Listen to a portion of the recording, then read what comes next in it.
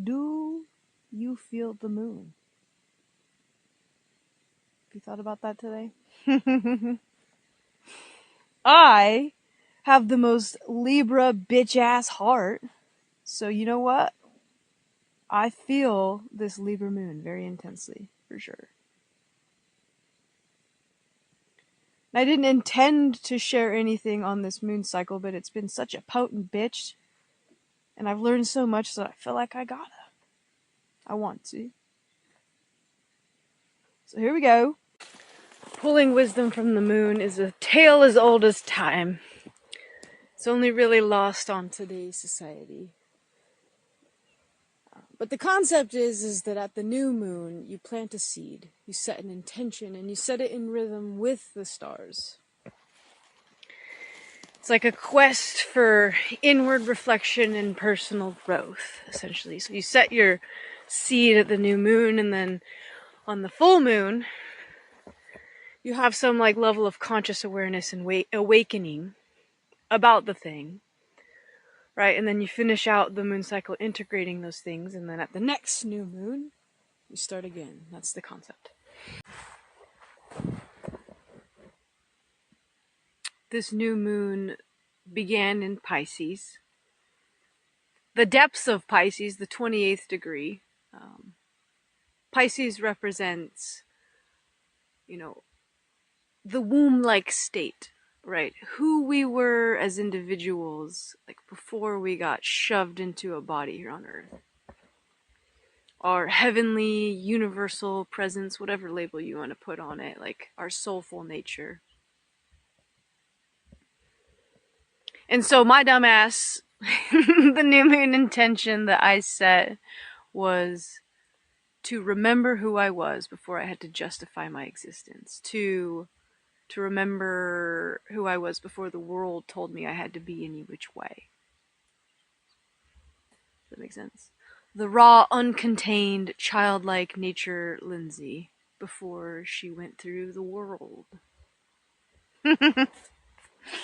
And it didn't dawn on me at the time, but making a new moon intention like that just means that you're gonna have to look at your pain, your trauma, the thing that morphed you or forced you to be who you are not.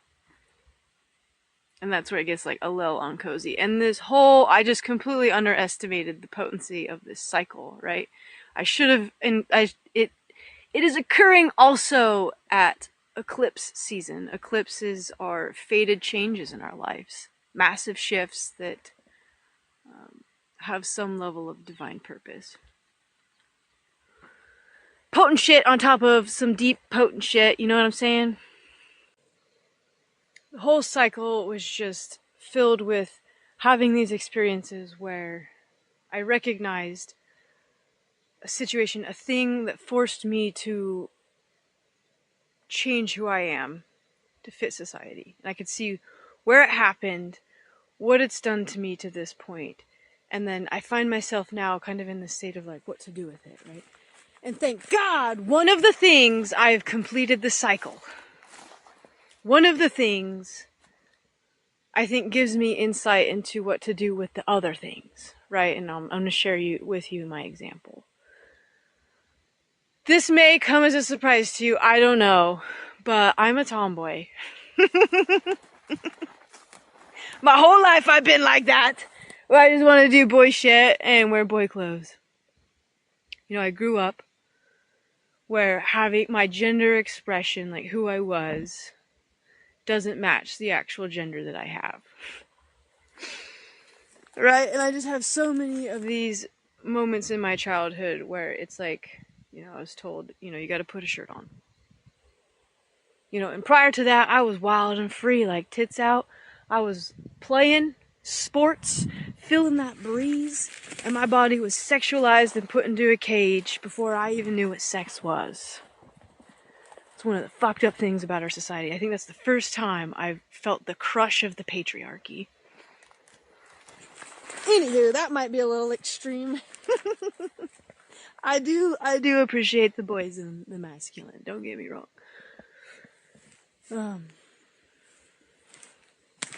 I wanted to tie knots, light fires. I wanted to be in the Boy Scouts, and people told me, "Oh, like, Lindsay, you gotta do crafts and sell cookies." At one point in time, they were like, "Lindsay, you have to wear girl clothes. You're gonna get made fun of." So then, at that moment, like, from that point forward, I was just trying to like smush who I was into a mold that was not me, and that was not good for my soul. I recognize that, and a lot of the angst that I had in those days, I think stemmed from a lot of that, right? It doesn't feel good when you're trying to push yourself into somebody else's mold. It doesn't fucking feel good. It's like this oppressive, literally like constricting feeling. It's not good for your soul. Okay? And so I had this epiphany about the tomboy subject. And I posted a video on the internet, and I had somebody get on there and give me a nasty comment about being a tomboy. Like, fuck you. And for a split second, I doubted it. I was like, God, I gotta change what I'm doing. And then it was like, no, fuck you. And I had this realization that, like, in this scenario, the tomboy thing, I have returned to my original state of not giving a fuck of what other people think of me, okay? So I have some success stories in this life. And I recognize that the thing that has brought me out of giving a fuck is recognizing that, like, authentic self-expression, like wearing the clothes I want to wear, doing the activities I want to do, that feels so good compared to that oppressive, like, restriction that I'm talking about when you're trying to put yourself in a mold. I was freed by just feeling good. And I recognize that the only real difference between Lindsay now and Lindsay then is shame. And the shame doesn't actually need to exist. That's something that I bring upon myself, like feeling bad for not meeting the mold that I don't want to meet, and I'm not gonna. You know what I mean? You can just let that go. And I say all this like it's super easy. In this scenario for me, the tomboy thing, it's very easy to let all of that go. Other things in my life, like, I think I just have a real thing with rejection. Whether that be like intellectual, relationship, blah, blah, blah. I'm still working through all of that. But what I recognize now is that shame has no place. Period. My therapist has told me that, like, most of what she does is just help people move past their shame, which is like the root of their limiting beliefs. Okay? Shame has no place in our society at all. It's a great motivator. That's why it exists. And we do it for everything. Sometimes I'll catch myself using shame to motivate my children, and I recognize that that is a disaster. You can motivate yourself through more positive ways. So I think looking at the things that make you feel shameful is a really important thing. Really important. Recognizing that the shame doesn't need to be there. Develop some level of, like, ethical, moral values. Some way to rule things, actions that way. Ask yourself, is it good for my soul? And if the answer is yes, then do it, and then feel no fucking shame about it, period. But do not let other people make you feel shame for shit. If you look at something you're shameful and you are fucking up and it's not good for your soul, then just stop it. But there should never ever be some level of, like, outside force that drives you through shame. If somebody just sits and throws shame at you over and over and over, fuck them. Even if that person is you. You don't deserve that. What you do to neutralize shame is meet yourself with compassion. That's the other thing that I've learned. It is possible to return to your more natural, unwounded states and to live more authentically and feel good. That's possible. I would rather walk through a room of people butt-ass naked than to read tarot on the internet.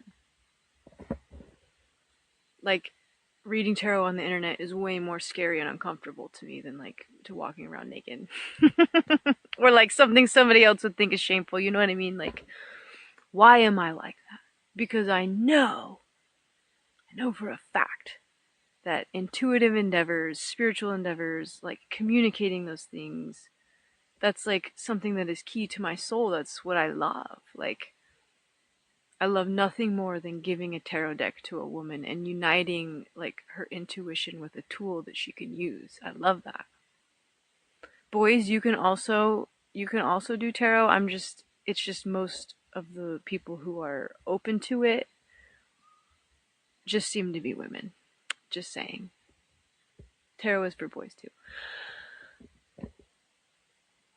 And this is where the integration thing comes. Is I'm still very uncomfortable about all of that, but I can take what I've learned from the tomboy experience and use that, integrate that into this experience, right? Like, I know that expressing myself spiritually will feel good. And I need to find like that satisfaction and that good feeling in doing that and focus on that. And that's what will get me to walk away from the suppression and to leave my shame behind, is to unite in the goodness of it, to leave the suppression and the oppression behind. Again, easier said than done. So I'll keep you updated. I'm thinking that I kind of want to do like a daily tarot thing. Make it super short. Not like this video or whatever the fuck this is, you know what I mean? This is more of a soulful rant. I just want to make it like a teaching tool that's fun and it's every day, it's consistent. It could be something that like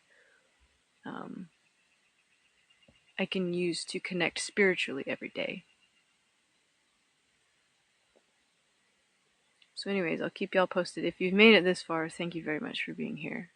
And I hope that something in these videos can help you to address your own shame and fear and to unite yourself with your more authentic being, because it fucking feels good. It feels great. Nobody deserves to feel shame or fear for anything. So anyways, love ya. Bye now.